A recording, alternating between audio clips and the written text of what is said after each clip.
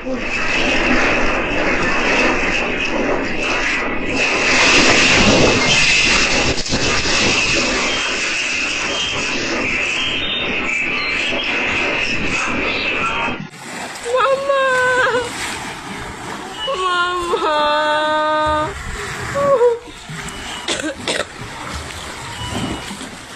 Tuesday, June 16th, a powerful 6.7 magnitude earthquake struck Indonesia's central Sulawesi province, sending strong shockwaves across the region, damaging buildings, disrupting daily life, and forcing thousands of residents to evacuate into open areas.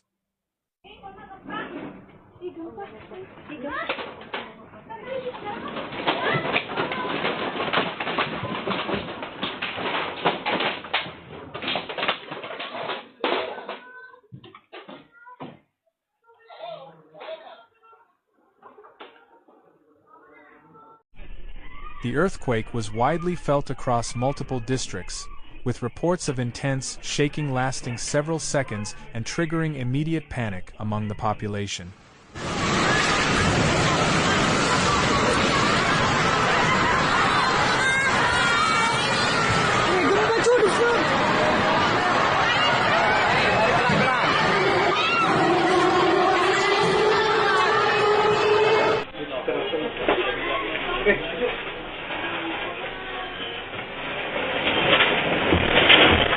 According to Indonesia's Meteorology, Climatology and Geophysics Agency, the earthquake occurred at a shallow depth of approximately 10 kilometers, a condition that typically amplifies surface shaking and increases the likelihood of structural damage near the epicenter.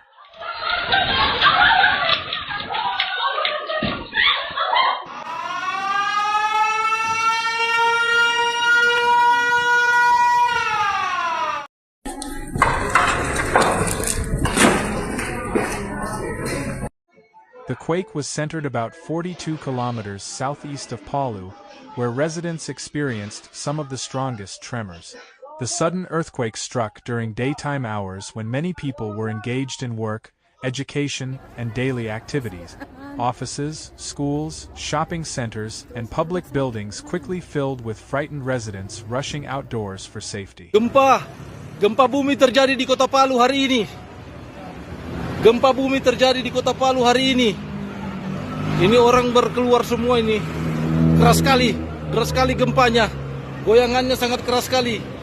Gempa bumi terjadi di Kota Palu hari ini. Eyewitnesses described chaotic scenes as buildings shook violently, glass rattled, ceilings creaked, and unsecured objects fell inside homes and businesses. Robek bagian sebelah sini. Hah? Sebagian luar sebelah sini langsung robek. Iya, itu yang sana kan ini. Sampai di dalam. Gempa hancur kaca. Oh, mak. Keras.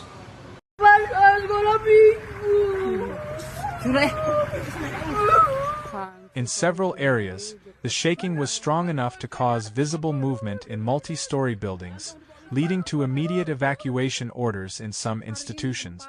Many people remained outside long after the initial quake had stopped, gathering in open spaces such as roadsides, parks, and empty lots due to fears of aftershocks or potential building collapse. Ya, assalamualaikum nih Bu. Saya ini ada di pantai nih. Kebetulan memang ada pergerakan air turun. Ini ada pergerakan air turun dan tidak lama kemudian naik ulang. Tapi sekarang tidak ada kayaknya ulang lagi ini. Ini tidak tahu bisa bilang bagaimana modelnya air ini Bu. Ini ada pergerakannya turun laju itu ya. Tapi berubah. Emergency response teams confirmed that the earthquake was felt across a wide area of central Sulawesi, affecting both urban centers and surrounding rural districts. Communication lines remained active, but some residents reported brief disruptions in mobile signals and internet connectivity immediately after the quake. Initial assessments from local authorities indicated that multiple buildings sustained varying levels of damage.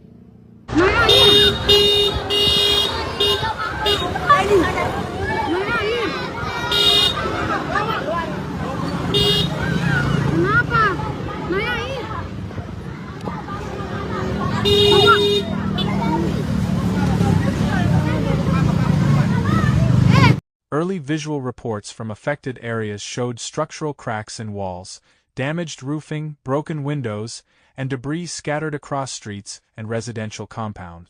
Some roads in certain locations were also reported to have visible surface cracking, raising concerns about infrastructure stability. Dengan keadaan seperti ini, guys, ini kecamatan Nukilalaki.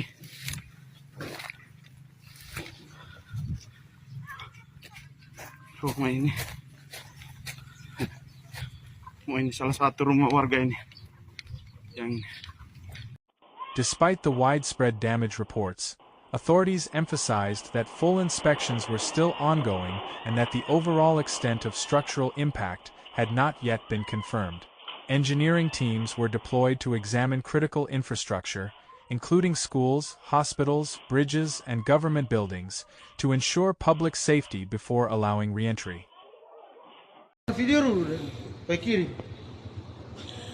Kantor Bupati nambah. Izin kantor Bupati. Plafon. Plafonnya. Plafon untuk tidak, mau ngopo temai kita mau mati rumpin apa.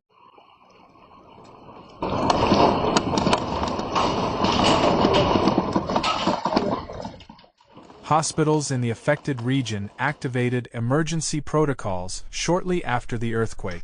Patients in some facilities were moved outdoors as a precaution while structural engineers evaluated building safety.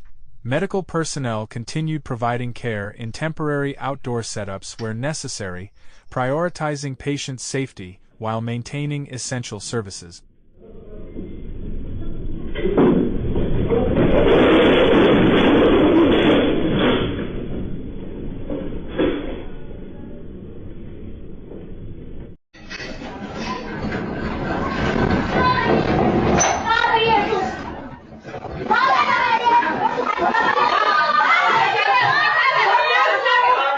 Disaster management agencies across Indonesia quickly mobilized response units to assess the situation. Field teams were dispatched to affected districts to collect data, assist local communities, and identify areas requiring urgent support. Coordination between regional and national authorities was intensified to ensure rapid response and accurate reporting of conditions on the ground.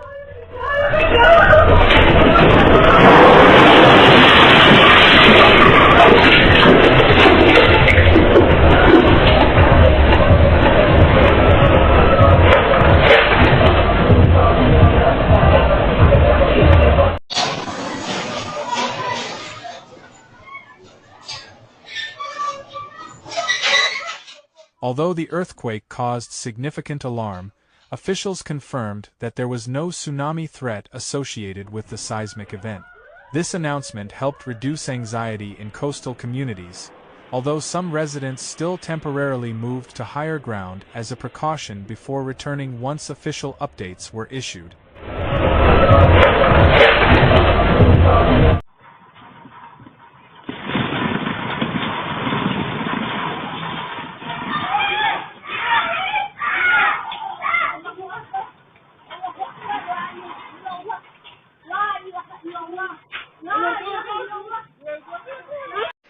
Following the main quake, several aftershocks were recorded, including a notable tremor measuring magnitude 5.2. Seismologists explained that aftershocks are a normal part of the earthquake sequence and may continue for an extended period. Authorities urged residents to remain cautious, particularly around damaged structures that may be weakened and unsafe.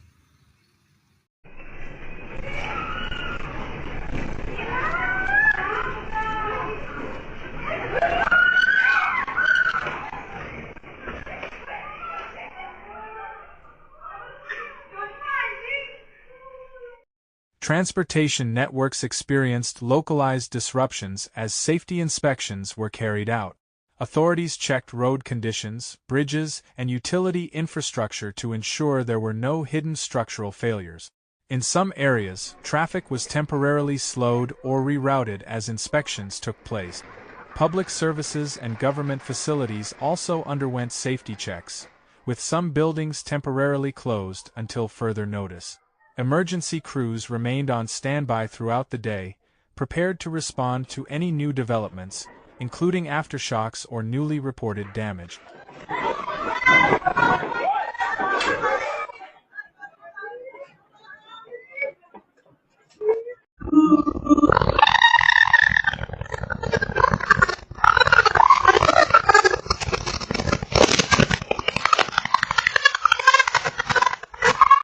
Officials urged the public to remain calm and rely only on verified information from government and disaster management agencies. Residents were advised to prepare emergency kits, stay alert for aftershocks, and avoid entering buildings that showed visible damage until clearance had been given by engineers.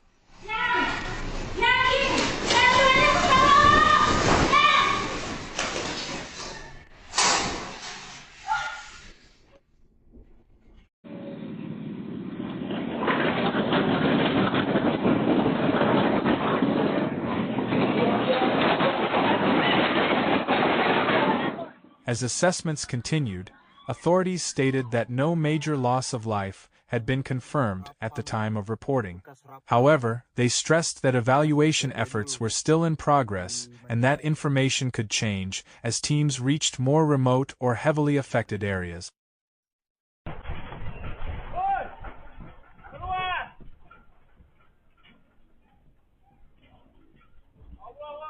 The earthquake is another reminder of Indonesia's location in a highly active seismic region, where tectonic movement frequently generates earthquakes of varying strength.